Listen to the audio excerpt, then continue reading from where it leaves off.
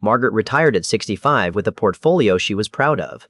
Decades of saving all funneled into dividend stocks, and one position she adored, a company that had paid her faithfully for 20 straight years. It funded almost a third of her monthly income. Then one quiet Tuesday, the board cut the dividend, and just like that, a third of her paycheck vanished. Margaret didn't do anything reckless. She made the same small, sensible-feeling mistakes most retirees make, so let's walk through the exact process that keeps her story from becoming yours. Think of this as a checklist you run on every dividend you own, in order. Do it once, and most of these traps simply lose their teeth. The first thing you check is the yield itself, and your instinct here will be wrong. You'll see a stock paying 9% while others pay 2%, and your brain screams free money. But yield is just the dividend divided by the price. When a yield looks shockingly high, it's usually because the price already crashed, and the market is betting that dividend gets cut. You're reaching for a falling knife, so treat anything far above the market average with suspicion. A steady 2 to 4% from a healthy company usually beats a flashy 8% that gets slashed next year. Boring wins this race. Once the yield passes the smell test, you move to the single number almost nobody checks, the payout ratio.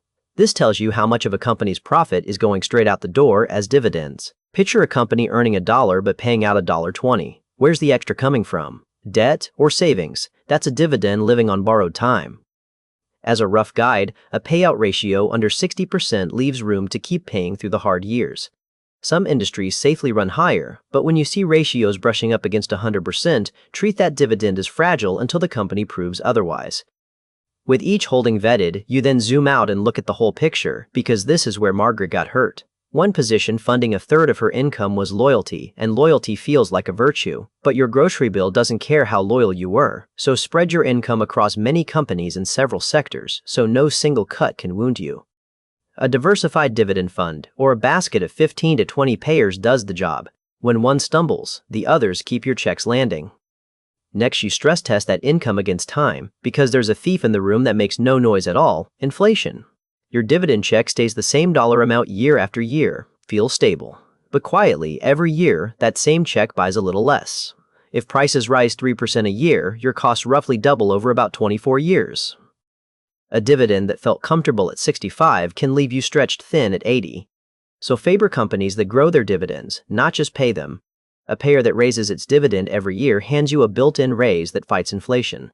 Look for a long track record of steady increases. Now, here's a pattern interrupt before we go further. Notice that every step so far is really the same instruction in different clothes. Don't trust the headline number, look underneath it. That's the whole game. Which brings us to the next check, where you confirm the present, not the past. A company paid you for 20 years, so you assume it always will. But dividends get decided by a board every single quarter, not carved in stone. So look under the hood once a year. Are sales and profits growing or shrinking? Is debt piling up? Is the payout ratio creeping higher? You don't need to be an analyst. A few minutes per holding catches most problems early, and rising debt and shrinking earnings tend to show up long before a cut. Spot them, and you can sell before the bad news hits. After the company's health, you check where you're holding it, because taxes are the silent leak. Two retirees can earn the identical dividend and keep wildly different amounts based purely on which account the stock sits in. As of 2025, qualified dividends from U.S. stocks held long enough get taxed at lower rates than ordinary income. But certain accounts and investments turn those friendly rates into full ordinary taxes.